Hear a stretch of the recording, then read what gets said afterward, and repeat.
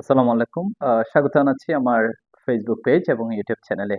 আহ, primary সহকারী শিক্ষক নিয়োগ পরীক্ষা শেষ সময়ে কি করণীয় উচিত এবং কি বর্জনীয়, কি কি টপিক আপনি এখন এই মুহূর্তে পড়বেন এবং এই লাস্ট যে আর মাত্র আপনাদের সময় আছে 17 দিন বা 18 দিন।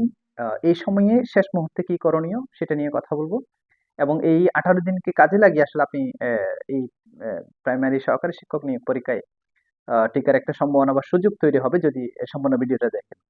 প্রথমত হচ্ছে কি আমি একটু সাবজেক্ট ওয়াইজ বলি যে বাংলাতে যে 25 নাম্বার, ইংরেজিতে 25 নাম্বার, গণিত বিজ্ঞান 20 নাম্বার এবং সাধারণ জ্ঞান বাংলাদেশ আন্তর্জাতিক মিলে হচ্ছে কি 20 নাম্বার। এটা হচ্ছে কি আপনার টোটাল 90 নাম্বারের হচ্ছে কি এমসিকিউ টাইপ রিটেন পরীক্ষা। তো আপনি এই এমসিকিউ পাশ করলে তখন হচ্ছে কি আপনার 10 নাম্বার হচ্ছে কি ভাইভা পরীক্ষা। তখন হচ্ছে কি আপনি এরপরে হচ্ছে কি আপনার পাশ করলে তারপর হচ্ছে কি চাকরিটা আপনার হচ্ছে। সো এই যে লাস্ট যে 18 দিন সময় আছে, যে মাঝখানে আজকে হচ্ছে কি 14ই ডিসেম্বর, আগামী 2 জানুয়ারি হচ্ছে কি আপনাদের পরীক্ষা হবে, এটা 100% শিওর। যেহেতু আপনারা জানেন আমি যে কলেজে চাকরি করি, আমি এখানে অলরেডি আমাদের যে তাদের যে এই যে সেন্টার যে আমাদের যে পরীক্ষার যে সেন্টার, সেই সেন্টার জন্য তারা চাওয়া হয়েছে, তাদের সিট প্ল্যান সবগুলা কিন্তু অলরেডি রেডি হয়ে গেছে এবং সেটা নিয়ে অলরেডি কমিটি কাজও করছে। সো আগামী 2 জানুয়ারি যে আপনাদের প্রাইমারি সহকারী শিক্ষক নিয়োগ পরীক্ষা হয়ে যাচ্ছে সেটা 100% শিওর ইনশাল্লাহ। সো যদি সবকিছু ঠিকঠাক থাকে, কোনো ধরনের অপ্রীতিকর কোনো ঘটনা না ঘটলে পরীক্ষাটা হয়ে যাবে। সো এই 18 দিন আপনি আসলে কি করবেন, আমি যদি বাংলার ক্ষেত্রে একটু হিসাব করি। বাংলা বিশেষ করে প্রাইমারি পরীক্ষাগুলোতে যে বাংলা এবং বাংলা ব্যাকরণ এবং সাহিত্যের মধ্যে ব্যাকরণকে আপনি সর্বোচ্চ প্রায়োরিটি দিবেন। ব্যাকরণে আমরা বারবার বলে আসছি, নবম দশম শ্রেণীর পুরাতন যে বাংলা ব্যাকরণ বই, সেই বইটাকে ফলো করে আপনি ইনস এন্ড আউটস খুঁটিনাটি জানবেন। আহ, এই বই থেকে প্রতি বছর এই বই থেকে আপনাদের এই নবম দশম শ্রেণী বই থেকে পরীক্ষায় প্রশ্ন হয়ে থাকে। বই থেকে। আর সাহিত্যের ক্ষেত্রে হচ্ছে কি বিসিএস যে ইয়ার কোয়েশ্চেনগুলো দেয়া আছে সেই ইয়ার কোয়েশ্চেনগুলো আপনি আহ, শুধু আহ, দশম বিসিএস থেকে আপনার 47 বিসিএস পর্যন্ত, যদি 49 বিসিএস আপনি যদি বাংলা ইয়ার কোয়েশ্চেনগুলো সাহিত্যগুলো পড়েন এর মধ্যে থেকে কমন পাবেন আশা করি। তো বাংলার ক্ষেত্রে আপনাকে অবশ্যই নবম দশম শ্রেণীর যে বাংলা ব্যাকরণ বই, সেই বাংলা ব্যাকরণ বইকে, পুরাতন যে বাংলা ব্যাকরণ বই সেটাকে ফোকাসে রেখে আপনাকে পড়াশোনা করতে হবে এবং এই শেষ সময়ে আপনি এই বাংলা ব্যাকরণ বইটা দরকার হলে 3 বার আপনি এটা রিভিশন দিবেন। আর ইংরেজির ক্ষেত্রে বলবো লিটারেচার চেয়ে আপনার গ্রামারটা বেশি আসবে। যারা অনেকে ইংলিশের জন্য কম্পিটিটিভ এক্সাম পড়েন, মাস্টার্স অনেক কঠিন বই, আপনি কম্পিটিটিভ এক্সামে যে টপিকগুলো আপনার প্রাইমারিতে দেওয়া আছে সেই টপিকগুলো আপনার এখান থেকে পড়াশোনা করলে হবে।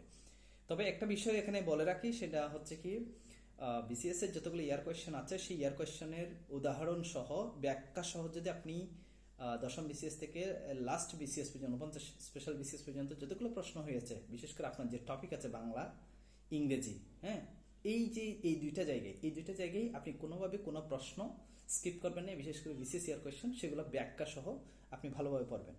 গণিত এবং বিজ্ঞানের ক্ষেত্রে যদি বলি, বিজ্ঞানের যে প্রশ্নগুলো আসবে সেই বিজ্ঞানের প্রশ্নগুলো অ্যাজ ইউজুয়াল প্রশ্ন দিবে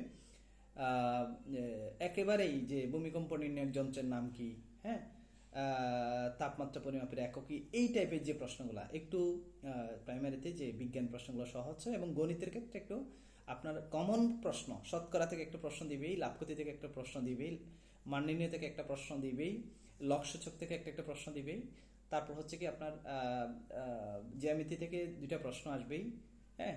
তো এই যে জিনিসগুলাকে একেবারে কম্পালসারি, এই জায়গাগুলো হচ্ছে কি আপনাকে স্পেসিফিকভাবে ফোকাস করতে হবে। আর জিকের ক্ষেত্রে যদি বলি, জিকে আপনারা যে বিসিএস ইয়ার কোয়েশ্চেন, ঠিক একইভাবে ইয়ার কোয়েশ্চেন যদি পড়েন সেখান থেকে তো আপনি কমন পাবেনই। তবে সাম্প্রতিকের ক্ষেত্রে যদি আপনি একটুখানি ইয়া করেন, আমি সাম্প্রতিকের যে আমার বইটা আছে, আমি বলবো যে চকবাজারের লাইব্রেরিতে আছে আমার এই বই, সাম্প্রতিক যে খালেদ জিকে, এই বিগত বছরে 2024-এর, সরি 2025-এর যে ইয়াগুলো আছে এবং 24-এর শেষের দিকের কিছু অংশ, 25-এর প্রায় সারা বছরের ইনফরমেশন এই বইয়ে দেয়া আছে সাম্প্রতিক নিয়ে। তো আপনি যদি বাংলাদেশ এবং আন্তর্জাতিকের যে ইয়ার কোয়েশ্চেন বেসড প্রশ্নের বাইরে যদি সাম্প্রতিক কিছু প্রশ্ন, তাহলে সাম্প্রতিক খালেদ জিকে সেকেন্ড এডিশন এই বইয়ে আশা করি পাবেন। চকবাজার আছে, আপনারা কালের সংগ্রহ করতে পারেন। তারপর হচ্ছে কি এই যে পরীক্ষার শেষ মুহূর্তে আপনার সময় আছে আর হচ্ছে কি 17 দিন বা 18 দিন, তো 18 দিনে হচ্ছে কি আপনার পরীক্ষাটা হবে। সো 17 দিনে আপনি একটা প্ল্যান সাজান যে আমি এই 17 দিনে 3 বার বাংলা ব্যাকরণ বইটা শেষ করব এবং পুঙ্খানুপুঙ্খভাবে শেষ করব। তবে একটু বিষয় বলে রাখি, আপনি যখন বাংলা ব্যাকরণ বই শেষ করবেন, শেষ করার সাথে সাথে কোনো বাজারে যখন একটা গাইড বই থেকে বাংলা ব্যাকরণের যে প্রশ্নগুলো পরীক্ষা এসেছে এরকম প্রশ্নগুলো আপনাকে প্র্যাকটিস করে যেতে হবে।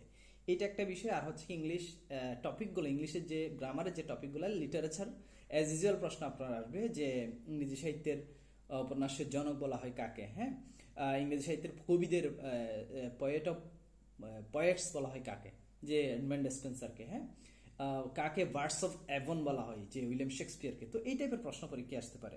সো আপনারা যেখান থেকে দেখছেন, এই সর্বশেষ 17 দিনে আমি যেভাবে বললাম সেই জিনিসগুলো ফোকাস করে বাংলা ইংরেজিকে সর্বোচ্চ গুরুত্ব দিয়ে গণিত বিজ্ঞান এবং জিকেটাকে ইয়ার কোয়েশ্চেন বেস ধরে আপনি আপনার প্রস্তুতি শেষ করেন, ইনশাল্লাহ একটা চাকরি আপনি 2 তারিখ নিশ্চিত করবেন এবং 10 নম্বরের ভাইবা দিয়ে এর চেয়ে সহজ সুযোগ আপনার ক্রিয়েট হবে না।